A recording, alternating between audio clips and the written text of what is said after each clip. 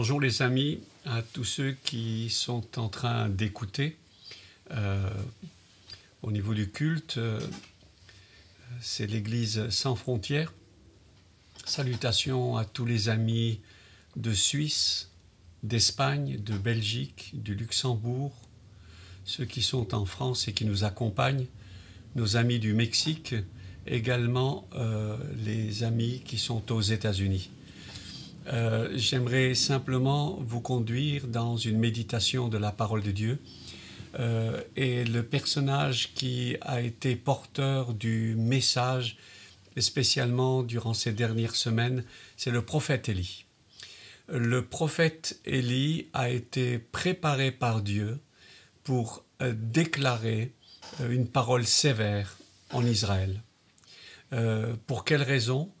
Tout simplement parce que la conséquence de nos actes peuvent être dramatiques, peuvent être bénéfiques ou dramatiques. Et en partageant justement un message pour notre temps, et le prophète Élie est le porteur de ce message, non seulement à cette époque, mais pour notre temps, j'aimerais juste donner quelques courts avertissements. Le premier, n'essayons pas d'interpréter ou ne tombons pas dans la tentation d'interpréter d'une manière apocalyptique dans le sens mondain du terme, les jugements de Dieu qui tombent, le Covid serait le jugement de Dieu, et alors la fin viendra. Attention de juger l'histoire lorsqu'on a le nez trop près du guidon. Lorsqu'on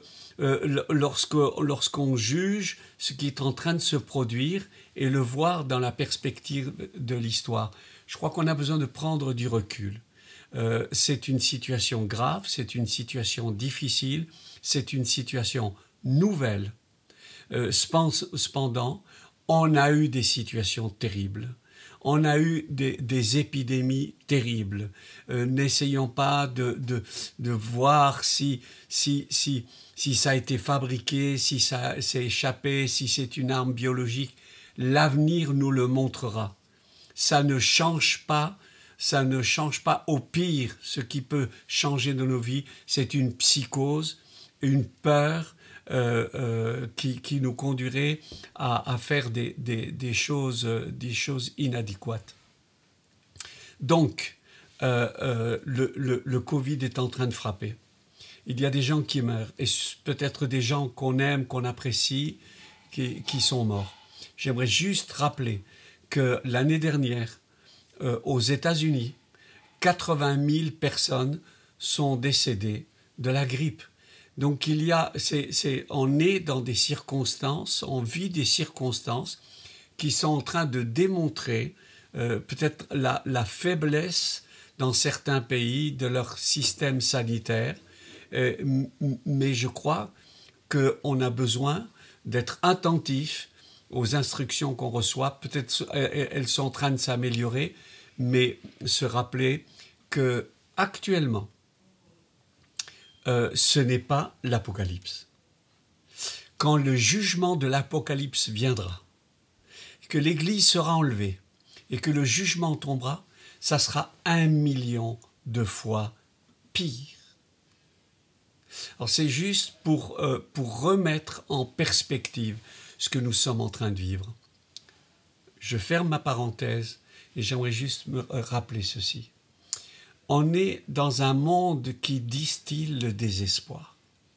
On est dans un monde individualiste où il y a une préoccupation tellement égoïste. On est dans un monde, et je ne veux pas le peindre en noir, où on a déjà absorbé toutes les richesses de la terre. On est dans un monde où on vit à crédit et où les emprunts, on vit sur une sécurité de monnaie papier. Il n'y a il y a de moins en moins de discipline. Le mariage a perdu et perd de plus en plus sa valeur. On ne sait plus à qui faire confiance. On est dans un monde où il y a des jeunes qui meurent d'excès de drogue et d'autres qui sont malades, des gens qui meurent parce qu'ils ont trop mangé et d'autres qui meurent parce qu'ils n'ont pas assez mangé. Et on risque de tomber dans un système où on pourrait dire on est tous des victimes. Alors simplement, il y a encore aujourd'hui, et je me suis arrêté là, parce qu'il y aurait tellement de choses à dire, mais je ne veux pas peindre je ne veux pas peindre le tableau en noir au point qu'on ne se perde. Dans ce monde, on a besoin de rappeler, et j'ai besoin de me le rappeler, Dieu est toujours actif. Il n'est pas parti, il ne nous a pas oubliés, et il ne s'est pas laissé surprendre par ce virus qui passe. Et le thème de la méditation, c'est ce que Dieu peut faire avec un homme qui est branché sur lui. Et on peut l'étendre, ce que Dieu peut faire au travers d'une femme qui est branchée sur Dieu. Ce que Dieu peut faire au travers d'un jeune, d'un enfant qui est connecté à Dieu. Ce Dieu actif a un message. Et alors ça nous remonte maintenant à presque 2700, 2800 ans auparavant, à l'époque d'Élie, en Israël, la situation était difficile, délicate. On était en train de détruire la foi au vrai Dieu seul et unique, celui qui a donné les 10 commandements. Tu ne tueras point, tu ne convoiteras point, tu honores ton père et ta mère, tu n'auras pas d'autre Dieu devant ma face, etc. Ces 10 commandements, que si on les pratiquait seulement juste ça, on pourrait vivre un minimum en paix dans ce monde. Malheureusement, ce n'est pas la situation qui a lieu en Israël. Akab est un roi fantoche, falot, passif, manipulé par sa femme, une sorcière, qui s'appelle Jézabel. Elle va éradiquer ou tenter d'éradiquer le culte au vrai Dieu en Israël. Et Akab se laisse faire. Elle tue les vrais prophètes, elle détruit la vraie foi et elle érige une religion monstrueuse, occulte, satanique, qui est en train de pourrir Israël. Un homme se lève, Élie, rempli de l'Esprit de Dieu. Il va déclarer, il y a toujours une conséquence quand on fait des mauvais choix. Le jugement tombe et pendant plus de 3 ans, il n'y aura pas de sécheresse, il n'y aura pas de pluie. La sécheresse va tomber. L'Évangile a besoin d'être prêché pour que des vies soient transformées. Quand je dis l'Évangile, la bonne nouvelle doit être prêchée, doit être entendue. Que Dieu est toujours actif, qu'il nous aime et que nos mauvais choix nous éloignent de lui. Mais si nous choisissons de nous détourner de nos fautes et nous reconnectons à lui, alors la bénédiction revient. Élie est porteur de bonnes nouvelles et de mauvaises nouvelles, mais avec un message, revenez à moi. 6 petites réflexions. La première, Élie, un homme radical. La deuxième, celui qui nous engage à un grand défi, c'est le Dieu d'Élie. Ensuite, nous sommes appelés à prendre des décisions. Enfin, pas de prêchi-prêcha.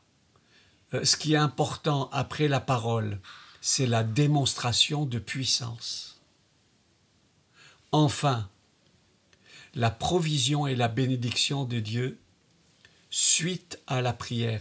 C'est pas parce que Dieu nous parle qu'il va le faire. Dieu attend de nous une attitude de prière. Voilà au Mont Carmel. Et j'aimerais juste lire une portion des Écritures. 1 Roi au chapitre 18. Verset 1. Bien des jours s'écoulèrent et la parole de l'Éternel fut ainsi adressée à Élie dans la 3e année. Va, présente-toi devant Akab et je ferai tomber de la pluie sur la face du sol. Verset 17. 1 Roi 18, verset 17. Élie rencontre Akab. À peine Akab aperçut-il Élie, qui lui dit « Est-ce toi qui jettes le trouble en Israël ?» Élie répondit « Je ne trouble point Israël, c'est toi au contraire et la maison de ton père, puisque vous avez abandonné les commandements de l'Éternel et que tu es allé après les Baals. » Les Baals ou les Astartés ou les Achéras, c'était des idoles, c'était une appellation générique d'un dieu qui, selon le peuple, était le dieu du tonnerre, le dieu des éclairs, le dieu de la pluie. Baal, on retrouve dans Baal-Zébut, Bel-Zébut, le dieu sémite.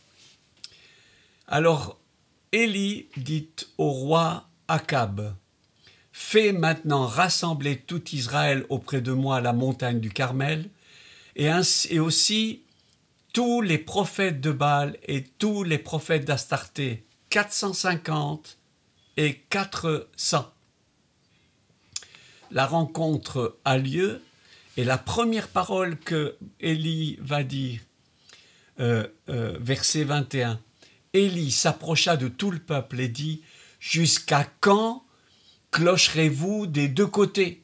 Si l'Éternel est Dieu, allez après lui. Si c'est Baal, allez après lui. » Le peuple ne lui répondit rien.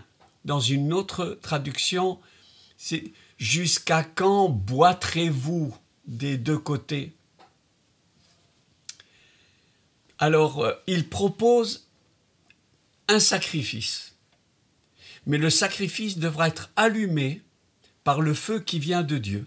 Donc, le Dieu qui répondra par le feu, c'est celui-là, le vrai Dieu.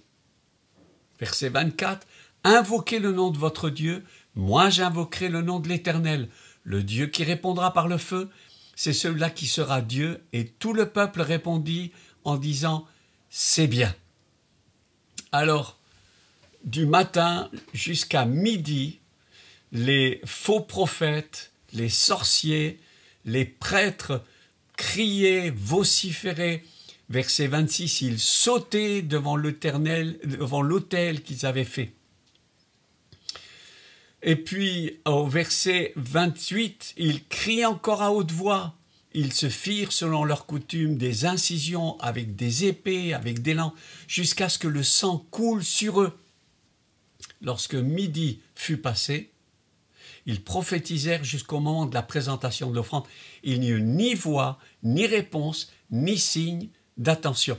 6 heures de cris. 6 heures, et le Dieu du tonnerre, il ne tonnerrait pas. Le Dieu des éclairs n'éclairait pas. Et alors, voilà l'attitude d'Élie. C'est là qu'on se rend compte que les véritables combats sont des combats spirituels. Une guerre d'autel, comme quelqu'un l'a écrit. Une guerre entre Dieu, entre le vrai Dieu et les faux dieux. Verset 30, voilà. Et voilà Élie, et voilà ce qu'il fait. Tranquille, paisible. Élie dit alors à tout le peuple, « Approchez-vous de moi. » Tout le peuple s'approcha de lui. Et Élie rétablit l'autel de l'Éternel qui avait été renversé. Il prit 12 pierres, d'après le nombre des tribus des fils de Jacob, auxquels l'Éternel avait dit, « Israël sera ton nom. » Il bâtit avec ces pierres un autel au nom de l'Éternel. il fit autour de l'autel un fossé de la capacité de 2 mesures de semences. Il arrangea le bois, coupa le taureau par morceaux et le plaça sur le bois. Puis ensuite, il remplit d'eau 4 cruches et ce fut versé sur l'holocauste et sur le bois. Faites-le une seconde fois. Ils le firent une seconde fois. Faites-le une troisième fois. Ils le firent une troisième fois. L'eau coula autour de l'autel et l'on remplit aussi d'eau le fossé. Verset 36. Au moment de la présentation de l'offrande, le prophète s'avança et dit : Éternel, Dieu d'Abraham, d'Isaac et d'Israël, que l'on sache aujourd'hui que tu es Dieu en Israël, que je suis ton serviteur et que j'ai fait toutes ces choses par ta parole. Est-ce que c'est toi, Éternel, qui es Dieu et que c'est toi qui ramènes leur cœur? C'est important, j'ouvre juste une parenthèse. Le ministère du prophète est double. Le premier, c'est de déclarer les choses qui ne vont pas. Et le deuxième, c'est donner toujours une parole d'espérance et de consolation. Verset 38. Le feu de l'Éternel tomba. Ce fut immédiat. Il consuma l'holocauste, le bois, les pierres et la terre, et il absorba l'eau qui était dans le fossé. Quand tout le peuple vit cela, ils tombèrent sur leur visage et dirent : c'est l'Éternel qui est Dieu, c'est l'Éternel qui est Dieu. Je vais un tout petit peu plus loin. Verset 41, Élie dit à Akab : monte, mange et bois, car il se fait un bruit qui annonce la pluie.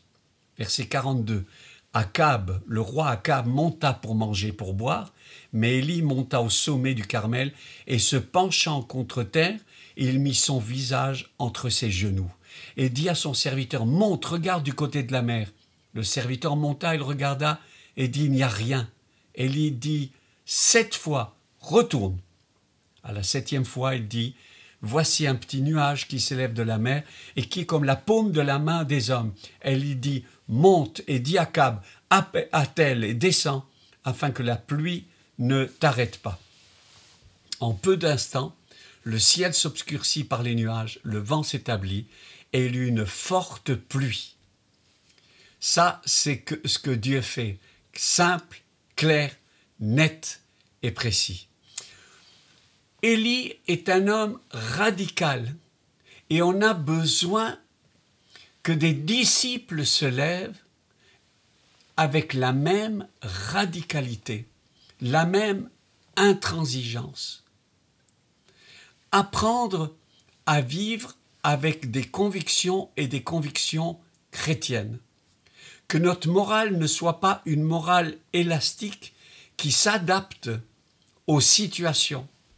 On est dans un monde où le mal est devenu bien, où le bien est devenu mal.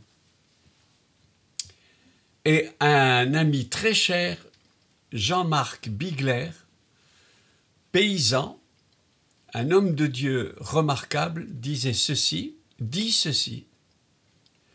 ce que les hommes font, même nos animaux dans la ferme ne le font pas. Dire qu'il y a une telle baisse de valeur et de morale que nous sommes en danger d'être littéralement imprégnés peu à peu dans nos valeurs.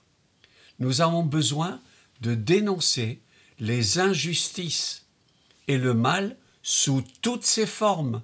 Un chrétien ne peut pas se taire. Éphésiens 5, verset 10, « Examinez ce qui est agréable au Seigneur. Ne prenez pas point part aux œuvres infructueuses des ténèbres, mais plutôt condamnez-les. » C'est apprendre à ne pas négocier, à ne pas transiger et choisir de ne pas faire de concessions. Et alors, c'est un homme qui est ferme, un incorruptible. Est-ce qu'il était fort? Non, il a eu des moments de faiblesse. Il était incorruptible. Il n'y a rien de pire que la corruption. Élie, maintenant, lance le défi. Et il appelle le peuple Un peuple, comme on l'a lu, qui semble passif, qui ne se définit pas, qui ne veut pas prendre position. Lorsqu'il parle au peuple, Élie trouve une réaction étrange. Ils ne disent rien. Qui adores-tu? Baal ou le vrai Dieu? Comment tu peux définir qu'il y a des idoles dans ton cœur? Moi, je répondrai par une question. Dis-moi où tu as investi ton argent. Dis-moi où tu as investi ton temps et tu pourras avoir une petite lumière qui éclairera sur ce qui dirige ton cœur. C'est le temps de prendre une décision et le Saint-Esprit nous aidera à tenir ferme dans cette décision. Pas de loyauté partagée, pas de cœur divisé, dit Dieu. Pas double pensée, un coup Dieu, un coup le monde.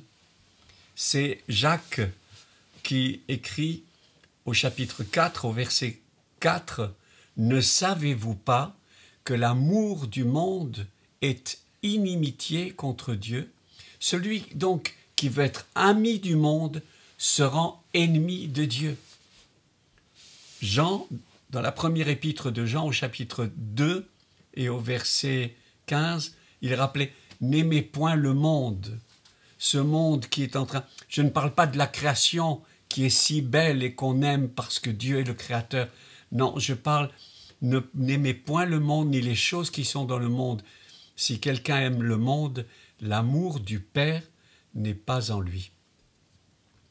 Alors, soumis à cette pression, on est toujours en danger d'être imprégné. J'ai entendu l'histoire de cette grenouille qu'on a voulu mettre dans de l'eau chaude. Quelle horreur, quelle expérience bête, enfin. Et la grenouille a senti l'eau chaude, elle s'est sauvée.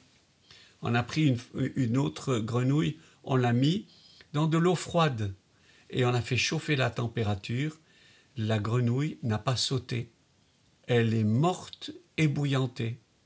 Elle n'a pas su réagir lorsque le mal augmente, lorsque les valeurs se détruisent, on risque d'être imprégné. Alors c'est le temps du défi et c'est le même temps.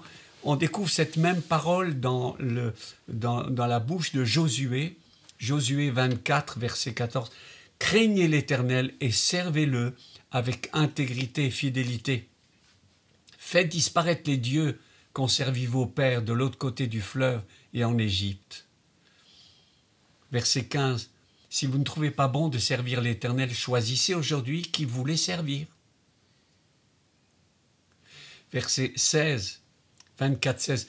Ça, c'est un verset qu'on retrouve souvent dans les célébrations de mariage, où le jeune couple choisit ce verset. Le peuple répondit et dit « Loin de nous la pensée d'abandonner l'Éternel et de servir Dieu.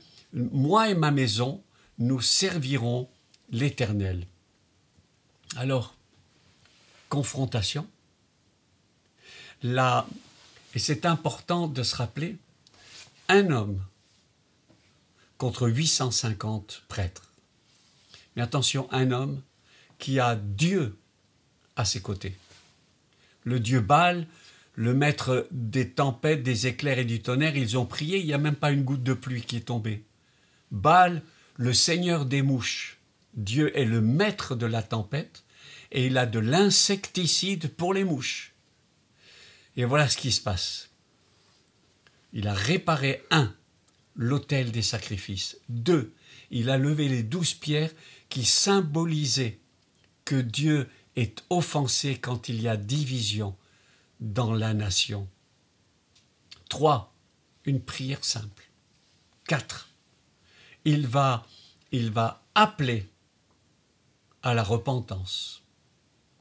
Et enfin, la réponse immédiate de Dieu. Un impact extraordinaire. Confession publique que l'Éternel est Dieu de la part de tout le peuple. C'est pas le tout de parler. Il ne faut pas seulement prêcher. On peut très très bien prêcher. Ça doit être aussi, l'évangile doit aussi se démontrer. il doit y avoir une démonstration de puissance. Celui qui agit dans la puissance du Saint-Esprit. C'est un avertissement, et c'est un avertissement sévère de nous rappeler une prédication sans puissance. C'est un danger de tomber dans la religion. C'est Paul qui écrit « Nous sommes des lettres vivantes, des lettres de Christ lues par tous les hommes. Ma vie chrétienne à l'intérieur doit se démontrer à l'extérieur. » Alors Dieu est un Dieu plein de miséricorde. Romains chapitre 5, versets 8 et 9. Dieu prouve son amour envers nous, en ce que lorsque nous étions encore des pécheurs, Christ est mort pour nous. À plus forte raison donc, maintenant que nous sommes justifiés par son sang, serons-nous sauvés par lui de la colère. Il y a toujours de l'espérance. À force de tourner le dos à Dieu, à force de remettre au lendemain des décisions que nous devons prendre, pardon, et jamais de décision, Dieu nous rappelle, c'est aujourd'hui le jour du salut. Je termine. La bénédiction vient au travers de la prière de foi persévérante. Encore une fois, Élie, et ça c'est un des messages importants pour notre époque. Élie, c'est l'homme de prière. L'homme de prière avec la veuve de Sarepta. L'homme de prière devant le peuple et devant le roi, Akab. L'homme de prière devant le peuple au mont Carmel. L'homme de prière qui a entendu une parole de Dieu, mais qui a fait descendre la bénédiction par le moyen de la prière. Dieu fait tout, mais jamais son nom, sans nous.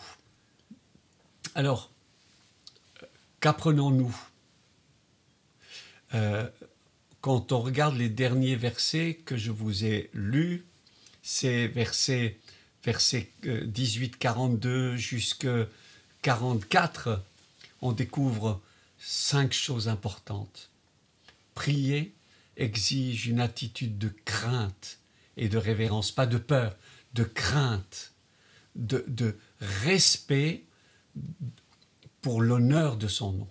À genoux comme une femme qui accouche, il priait. 2, il a persévéré, il a insisté. 3, il a envoyé son serviteur pour scruter le ciel. Le manque d'insistance peut être une grave erreur. 4, sa pleine confiance de la parole de Dieu.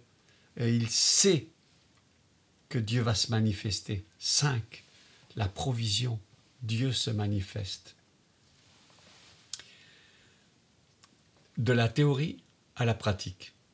On peut parler beaucoup de la prière, mais le plus important, c'est de prier. Il n'y a rien de plus merveilleux que de rencontrer des personnes qui ont découvert que la prière, c'est ça la connexion entre Dieu et les hommes. Prier avec un cœur humble, prier et être disponible. Pas prier seulement nos prières, mais découvrir sa volonté pour prier sa prière. De la théorie à la pratique, de l'évangile extraordinaire à la réalité des actes.